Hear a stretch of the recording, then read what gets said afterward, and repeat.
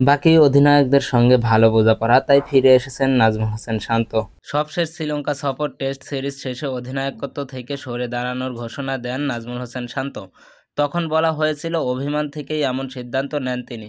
তবে পরবর্তীতে আয়ারল্যান্ড সিরিজের আগেই সিদ্ধান্ত বদল হয়েছে। টেস্ট অধিনায়ক হিসেবে ফিরেছেন নাজমুল হোসেন শান্ত। কেন ফিরলেন সেই ব্যাখ্যা দিয়েছেন আজ সোমবার টেস্ট সিরিজ শুরুর আগের দিন।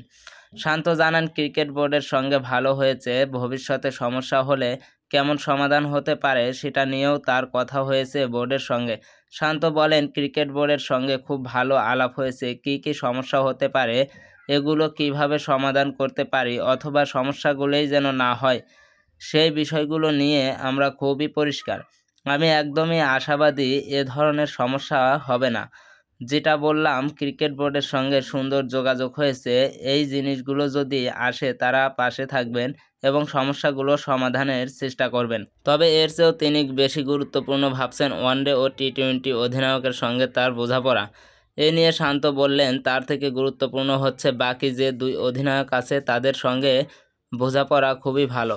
আমরা একসঙ্গে বসেছিলাম, বসে আলাপ করেছি কিভাবে 3 সংস্করণকে দলকে এগিয়ে নিতে পারি, কোন কোন জায়গায় উন্নতির দরকার আছে। আমরা তিনজনই আশাবাদী এই দলটার কী প্রয়োজন, দলটাকে ওভাবে নিয়ে এগোতে পারবো। আমি যেটার কারণে কনফিডেন্স, ক্রিকেট বোর্ড আমাকে ওই সাহায্যটুকুই করবে। টেস্টে নেতৃত্ব ছাড়ার সময় 3 সংস্করণে 3 অধিনায়কের প্রয়োজন নেই, এমন মন্তব্যও এসেছিল শান্তর কণ্ঠে।